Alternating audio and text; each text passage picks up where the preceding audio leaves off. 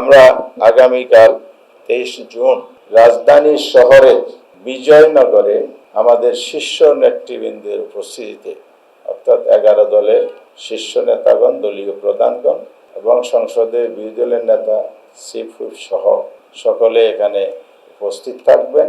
আমরা একটা বড় আকারের সমাবেশ করব ইনশাআল্লাহ। সেই সমাবেশ থেকে আমরা দাবি জানাবো এই যে বিচার প্রক্রিয়ায় যে শিথিলতা এবং যার সুযোগে ফেসিবাদের উত্থানের পদধ্বনি আমরা শুনতে পাচ্ছি এবং জায়গায় জায়গায় যে উত্তেজনা তৈরি করা হচ্ছে এবং হামলার ঘটনা ঘটছে এবং অন্য কাজের বিরুদ্ধে যখন 11 দলের লোকেরা, জামায়াত ইসলামের লোকেরা, শিবিরের লোকেরা যখন দাঁড়ায়, সেখানে আবার সরকারি দলের লোকেরাও হামলা চালিয়ে সেখানে নানা ধরনের হত্যাকাণ্ড এবং আহত নিহতের ঘটনা সারা করছে।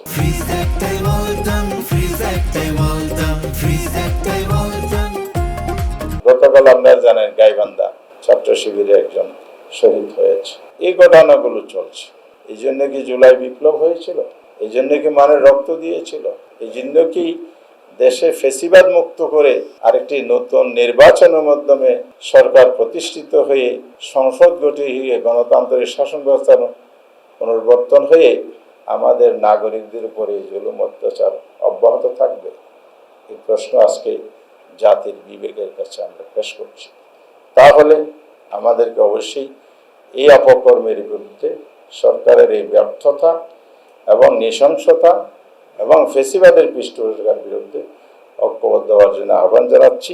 আগামীকালের সমাবেশ থেকে আমরা সেই দাবি তুলব, এই আওয়ামী ফেসিস্টদের বিভিন্ন সময়ে তাদের দ্বারা যে সকল ঘটনা সংঘটিত হয়েছে, সকল গুম, খুন, হত্যাকাণ্ডের বিচার দাবিতে আগামীকাল রাজধানীতে বিজয়নগরে সেই মুক্ত মাঠে আমরা প্রতিবাদ সমাবেশ করব ইনশাআল্লাহ।